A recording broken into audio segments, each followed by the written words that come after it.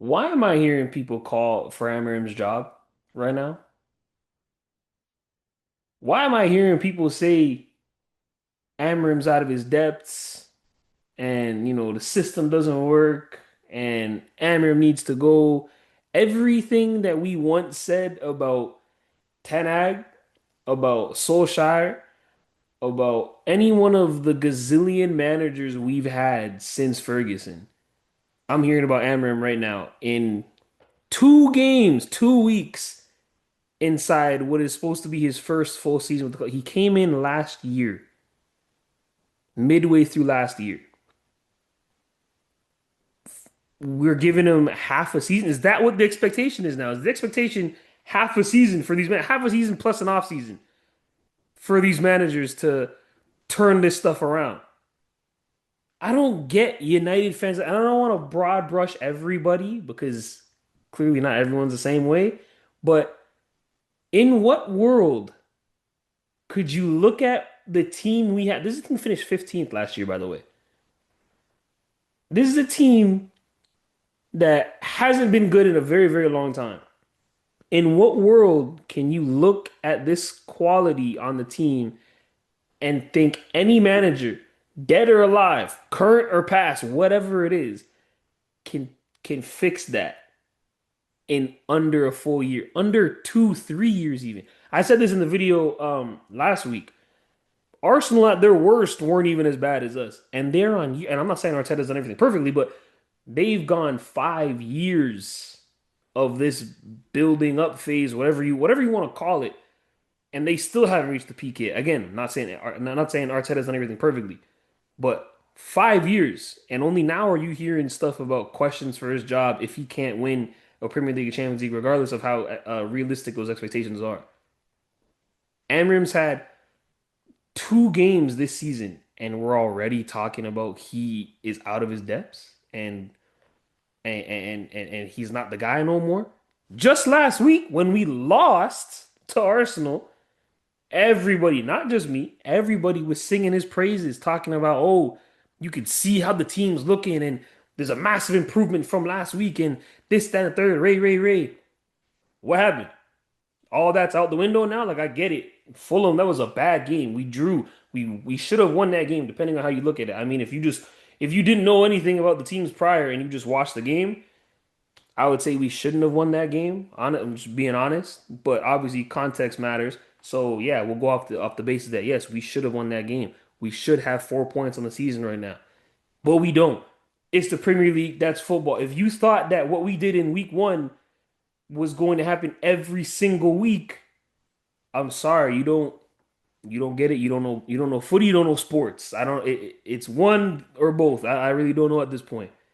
But to sit here and for everyone to be moaning and complaining about Arteta, Amram's not the guy no more just because of one bad performance this week.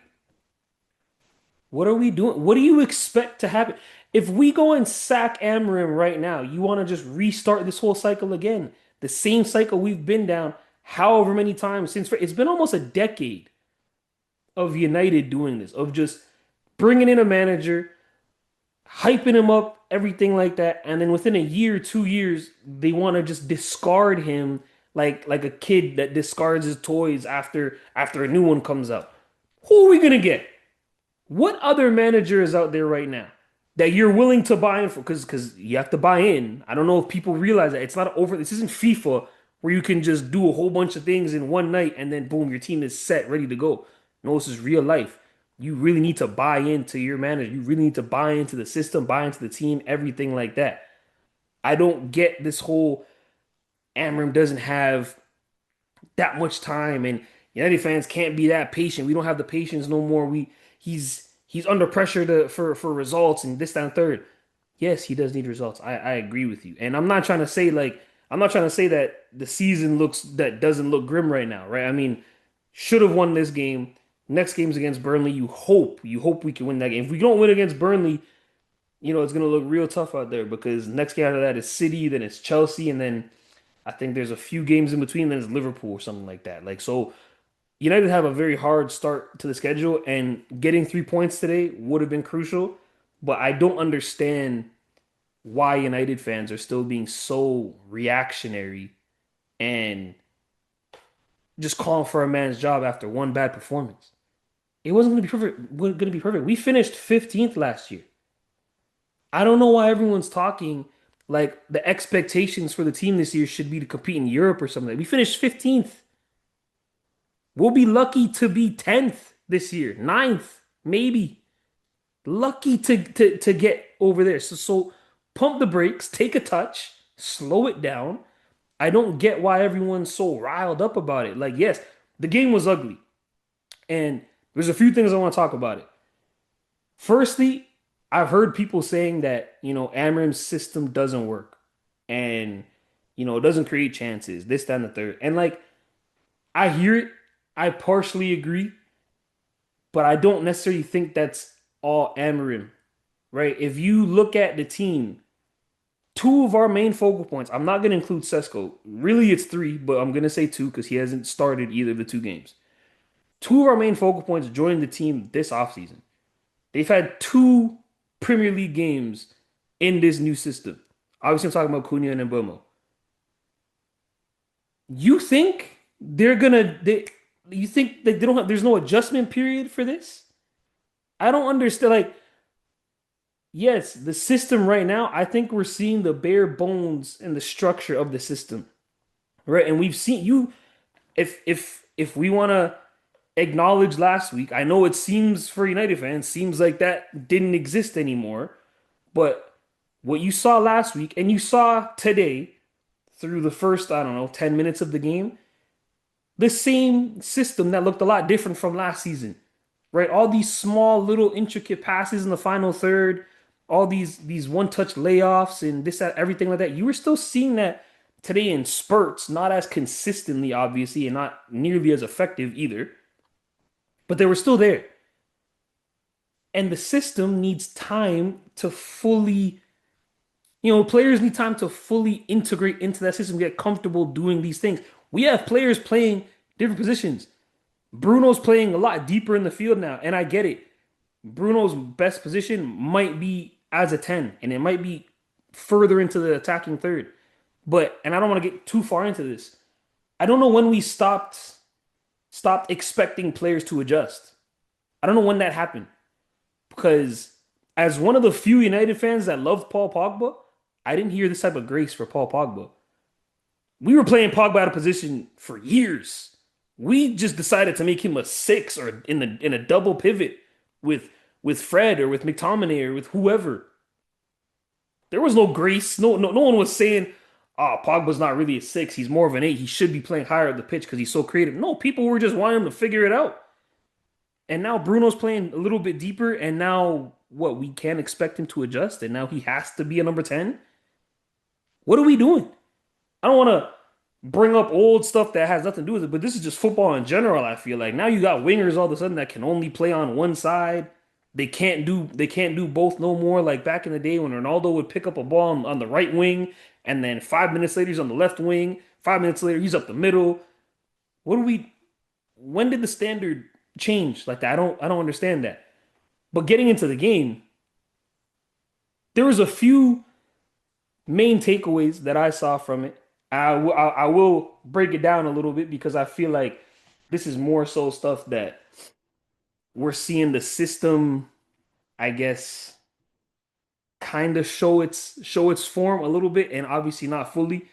The main place I wanted to start off was with a lot of times during the game. I'm gonna slide over this. I'm gonna put it up on the screen here. All right, so a lot of times Luke Shaw, I'm just using Luke Shaw as an example. Really, it was the same thing on the other side with Lenny Yoro and everything like that. The red is obviously Manchester United in this case, 3-4-2-1. Blue is Fulham, 4-2-3-1. That's how they were structured, right? What was going on a lot, especially during the first half, anytime we did have the ball. Luke Shaw, for example, would have the ball in this situation. Dorgu would come check, he'd bring his man with him. Bruno would come check, he'd bring his man with him. Sometimes Cunha would come in this Cunha or Mount, whatever, would come in this space and they would check, but they would come in a little way too deep. They'd come into like here almost. And it was almost like they're expecting Bruno to bump out. into this space and behind. Obviously, he's going to bring his man with him um, to bump out into this space, but it wasn't working. This is where I talk about the chemistry part, where it just needs time, right? You have to give players time to get to know one another and get to adjust to the system, everything like that. So we're left with this. Sorry, it would look more. This midfielder would probably shift. He'd be up more. It looked something like this structurally for Fulham. This is what it would look like more or less. One of the things that United were doing really, really well against Arsenal was this type of long diagonal pass into space, and it felt like there wasn't that much space, or Fulham weren't as readily giving that up. Right? Obviously, they watch film, I'm sure. That's one thing United did really well. The other thing they did really well was luring the opposition in in tight with their back line, whatever it was, and then dumping the ball in behind. But again, Fulham watch film, so they're gonna make certain adjustments. United weren't making the right adjustments to counteract that, right? What eventually would happen is ball be bouncing around in here. Luke Shaw would eventually switch, recycle the ball to De Ligt, and it would come to Euro, and it'd be the exact same thing on the other side of the pitch. Um, Obviously, you can't see everything on the field through the footage that you see on TV, but these three guys up top need to be moving all the time. I feel like they're way too stagnant, right? People talk about how United couldn't play through the middle today at all, and it's like, yeah, you can't if you only have two midfielders and they're just disconnected from the front three. Right? It's a numbers game. As complicated as people like to make football seem, it's not. All right, you just have to figure out how to move certain guys around to get numbers up situations. This we established is ugly, right? This is not eco-friendly for us at all. If you have the ball, there's nothing going on here. Okay, I'm gonna do this one by one, but realistically, it's all should be happening at the same time. And Bomo on this side, front this man, whoever this is. I think Sander Berger, like Lukic, whoever it is, front him. Take his eyes and put them on you. Okay. As this is going on, this is where the Cubby fans or whatever that want him to be playing more. I agree, should be playing more. Um, this is where it would be to our benefit to have Cubby playing rather than Casemiro or Ugarte, whoever it is, because it would just be more threatening. As Momo checks, take this space in here. All of this. Because now look, now there's a decision that has to be made between this midfielder. He's not going to sit in the middle because realistically, this is about like a 15 to 20 yard gap. Right? That's too big of a space for him to try to split both of them and be effectively covering both. That's not gonna work. He's gonna take this man here. He's not gonna sit with Casemiro here because that's just dumb, obviously, for obvious reasons. He's gonna shift over, he's gonna take Mbomo. Now we have this space. If this left back decides to bite, now you have this diagonal ball for Ahmad. Ahmad, at the same time as all this happening, should be getting on his horse to run into this space, right? Or starting to get ready to run, right? If he stays, if this left back stays out here, then fine. The ball's in here now. And this is the little now it's a you're out the way. We don't care. We're going this way. Now it's a little 2-on-1 here. That's not likely to happen though. More likely to happen is he's gonna step into here. The center back obviously I don't have to explain this as much, but center back's not gonna step because this isn't a good, you know what I mean? Then you just have this ball floating in here and he's onside still. That just doesn't make sense. Um, what's more likely to happen? Left back is gonna check or bite on this. He's gonna be screaming at his winger to follow this run. If he doesn't follow that run, now look, now it's a 2-on-1 here. You don't want that. Obviously, if you're Fulham, this is a dangerous area to have a 2-on-1 to be in a numbers down situation. You don't want to be numbers down anywhere in the pitch if you're defending. Um, what's more likely to happen is this winger is gonna follow this run here. And now look, this is the ball. This is the ball to whoever this is. Lenny Yoro. On the other side, it could be Aiden Heaven, Sandro Martinez, Mizrahi once he comes back. Mizrahi could also be this guy, I guess. Um, but for this sake, Lenny Yoro, you're coming into all the space. This is where we're going now. And now look again. 3-on-2, numbers up situations. You just have to figure out how to move guys around and create spaces to where you can be numbers up. Now, again, this isn't going to work every single time they try it. Realistically, everyone's obviously going to be shifting. They're going to shift like this somehow. It's going to look similar to that. That's how they're going to try to shift, more or less. If you do this enough, if you make this pass enough and you make these midfielders have to, because this is going to turn into like a everyone's moving. It's going to be like a 30 to 40 yard damn near sprint, at least like a 80% jog, whatever you want to call it. They're going to get tired. There's going to be gaps. Eventually, maybe this guy dogs it and he's too tired to get there. Now this is the ball and now we're direct, right?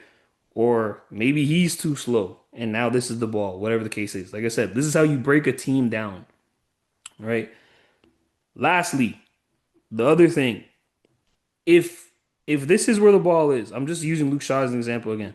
If this is where the ball is and this is so congested and we're not comfortable, maybe the winger is doing a good job of playing free safety on this weak side here, and we can't find a ball that we're comfortable with out in this area, right? This is where it pays dividends to have a 6'5" striker with like a 40-inch vertical. This ball over the top here, right? Manchester United, you're a striker. Sesko, you're a striker. Yeah, I pay you to score goals. I also pay you though to win this ball. Olivier Giroud does this amazingly throughout his entire career, whether it have been with his head, with his chest, underrated with his feet. He's that release valve, whether it be for France, for Arsenal, whoever he was playing for. I need to be confident that I could dump this ball into you and you can deal with this. Obviously, you're not going to bring it down because you're going to have a guy on your back, but as you're playing this ball, you're spinning. Or Mbomo's spinning. Cunha's spinning. Dorgu should be on his horse here. Because once this ball gets laid off, let's say it's the Cunha, for example, this is a third man run that's on, whether it's to Mbomo and then it's a goal, whatever the case is. But it stems with you winning this aerial duel. Obviously, you're not going to win every single time, but I need to be comfortable in knowing that this is an outlet that we should always have, where you back your toe. Like again, Giroud does this amazingly. He will back himself onto the toes of one of this defender here and completely just front him. You can't even see the defender anymore because he's such a big target. It's the same thing with when we have Xerxes, 6'4". This is that ball that you need to be played that needs to be played into them, and this is where it gets into. Obviously, you're not going to expect this from Mason Mount, but this is where you get the little third man runs and the little combinations that they were doing that you see them do in the final third. It just looks a little bit different because it's on the ground because you're not going to expect Mason Mount to physically outduel someone in the air. But this is where it kind of gets into another point where it comes into the service of Sesko, right? Getting the ball into Sesko's feet. We're done with this for now. United have Benjamin Sesko, in my opinion, too early. I know that doesn't necessarily make sense in the terms of you can't just wait to sign somebody, but United aren't ready for a striker like Sesko. He's played, I don't know how many minutes combined in the first two games of the season. Let's say it's something around 50-ish minutes in the first two games of the season coming as a sub. Not once do I remember watching a cross come in, an accurate cross come in to his vicinity. What's he here for then?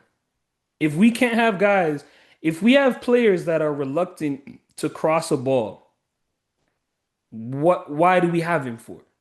Because it can't just be for link-up play. Yes, link-up play should be a part of his game. I don't think he should just be, no disrespect to Erling Haaland, but that's kind of how Haaland used to operate, at least last season, where it's just, you're not even involved in the build-up, and you're purely just here for balls in the air. Sesko can't be that guy for United.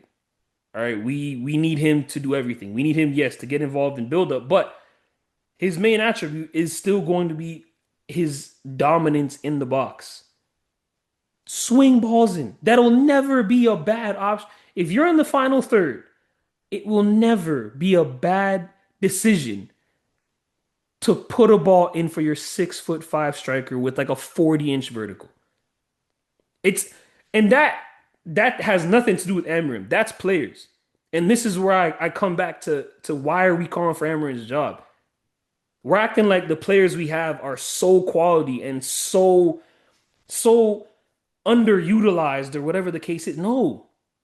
Amarin can't go on the pitch and tell you everything what to do. You have to understand what's going on. And don't get me wrong, I'm not saying like every single time it's on. No. But at least at least try a few. Because for the life of me, I haven't seen him get one quality ball in the box. It's usually the only times where a ball will get swung in is when we bring in Harry Maguire because the last two games have been tight games. And now it's okay, now there's a real target, as if Harry Maguire is the only target in the box. I don't, it doesn't make sense. It doesn't make sense to me at all. Right? Um, United fans, please calm down. Take a touch. Breathe. Slow it down. All right, we don't have to call for a man's job just because we dropped points against Fulham. Should we have won? Yes. Are we in a rough spot right now? Yes. But whether you sack Amarim tomorrow and bring in a new manager or decide to stick it out with him for this next season, we're still gonna be in a rough spot. I want you guys to understand that. Lower your expectations, right? Because this whole switching managers every 2 years will, if that is your mentality and the expectations around whatever that manager is within a year, he has to be able to flip everything around and have us going in the right direction. United will never be a big club again. I want you to know that. If that's your mentality, if that's your expectation, United will never be a big club again. Give him time. It's been not even a full season. I said he was here for half a season plus. Obviously, you guys take in. He didn't want to come in last. He wanted to come in for this season. He didn't want to come in midway through last season, and this is why. Because people are piling on to that, where he had a team that wasn't his own construction. He didn't necessarily sign any of those. He signed Patrick Dorgu in the January transfer window. I don't remember if I'm missing anybody else right now off the top of my head, but majority of the guys that were in that team last year were not his players. All right, I'm saying he had almost a full offseason. Cunha and Mbeumo, that whenever those guys signed, that's when it really started. That's when the project started. Because those are the guys moving forward. It wasn't Rashford, it wasn't Garnacho, it wasn't Hoyland. It was when we signed Cunha, when we signed Mbeumo, and then when we signed Sesko. That's when the project fully got underway for Amarim. So give the man time. Let the system manifest, marinate a little bit in these players' minds. All right. Lastly, I don't want to talk about this for too long. There were obviously glaring things during the game where if this happens, if this doesn't happen, whatever, game's totally different. Right? Biggest one, Bruno. You have to at least hit the targets. I like to think that I'm more realistic with penalties and understanding. At the end of the day, it's a guessing game, essentially. You can play certain mind games for sure, but it's a guessing game at the end of the day. It's 12 yards from the goal. You can't miss. You certainly can't blast it into Rosette like he did. I don't know what happened. I know during the halftime show they were showing how the ref bumped him on his while he was lining it up and everything. And I know these certain people are superstitious and everything like that, but brother, that's not an excuse. That's a weak excuse. If that's what people are going with, I don't agree with that. I saw certain people say he's missing on purpose because that's what he did with under Ten Hag, I think, to try to up the pressure on him. That's stupid. That's stupid. If that's what people are saying, that's dumb. I'm gonna call a spade a spade. That's dumb. All right, Bruno has to hit the target. Cunha, phenomenal. Again, I think he had a great first half. I think he tapered off a little bit in the second half. Mason Mount, another guy I really want to talk about. Mason Mount, in a good way, is going to make Amarim's job a lot harder, or Sesko's job a lot harder, because that's twice now where I didn't necessarily see. Not that I didn't see a need for Sesko to come in for this game. I didn't see a reason Mount should ever have come off. Right? I think to me, Mount should have played 90 minutes in both games, in my opinion. I think what he brings is a lot different than obviously what Sesko brings, and slightly different from what Xerxes will bring whenever Xerxes decides to come in and play. Right? Mason Mount might have to be I'm just speaking off the 2 weeks. I don't know if he's just on a heater right now and he'll eventually come back to earth or whatever, but just as these 2 weeks go, Mason Mount is a mainstay for me. Okay. Kobe Mainu, another thing I want to talk about.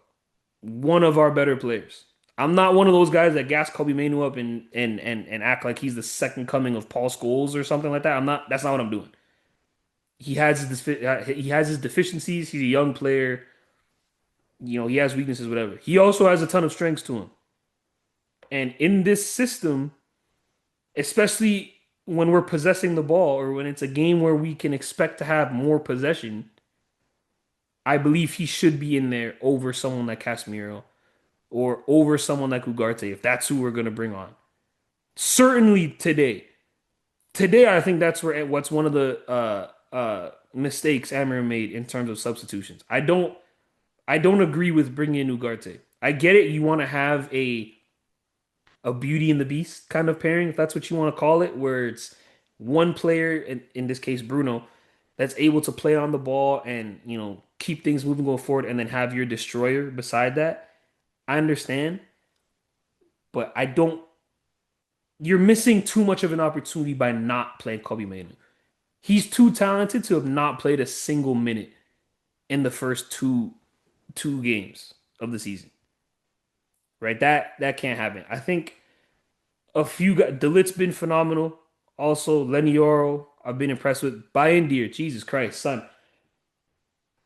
For the next week, all I want him to do is be in a 6 yard box and have him box guys out and have him sleep in the gym. Throw away the keys to his house.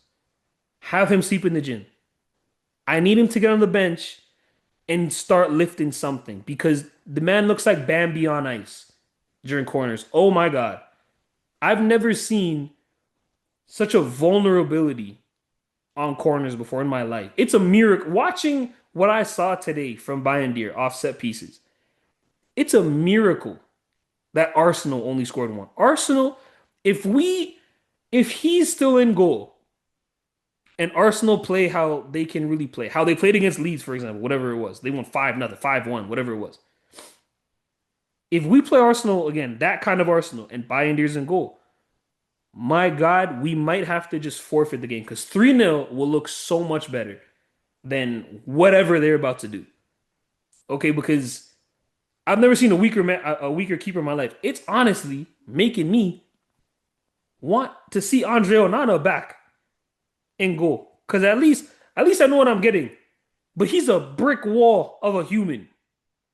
Right? The goalkeeping needs to be addressed. I know there were some rumors with Donnarumma from before. Obviously, it looks like he's going to City. The wages were too high for us to pay. But in hindsight, we're not going after Baliba anymore from Brighton. Get it done because the goalkeeping is horrendous on this team. Right? There's a lot that still needs to be addressed. Yes, to me, call me an optimist. Maybe I'm just being an optimist, and I feel like genuinely I'm the only one that feels this way. I still see us trending in overall the right direction. Not pertaining to today specifically. I feel like today was a plateau, right? Where, if anything, maybe a slight decline, but in general, in the right direction. You can still see a system starting to manifest. You just need to give it time. That's all I'm saying. Just give it time. Closing point. Just give Amarim time. I don't understand why we're calling for his job. Can we please calm down? Can we please stop saying he doesn't have time and he needs to produce results and yada yada yada? I get it. Yes, he does need to produce results. But can we stop just being so reactionary to everything? Because the same fans calling for his job today, if we go out against Burnley and play properly and go put up 3 goals, 4 goals, whatever it is, have a dominant performance, everyone today that's saying you want him gone and yes, this, that, and the third, whatever. I don't want to hear you singing his praises at that point. I don't. And call me petty, call it whatever you want to call it. I don't care. But I'm tired of this reactionary crap where one day it's super cool. And we did this a lot with Hoyland as well. I'm not trying to defend Hoyland. Like, yes, the man has the touch of a donkey. But I remember I remember. I was there. I remember when he first came in.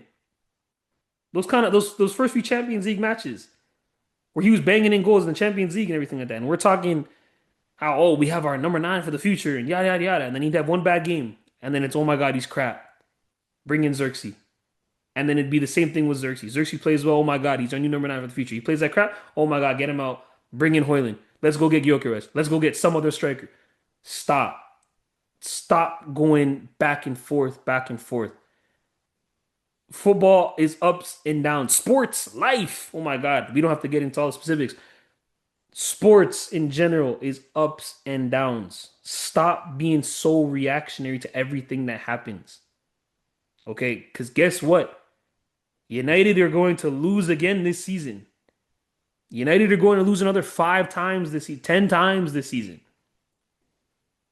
I don't want to have to keep hearing, "Oh my gosh, we have to sack Amram. We have to sack Amram." Yes, if we are okay, put it this way: if we're in a year from now, 2 years from now, and we're in the same spot, cool. We can have different conversations at that point. 2 games into his first full season, take a touch, pump the brakes, please. I don't know, that's all I have to say. Y'all let me know what you think, but that's just my take.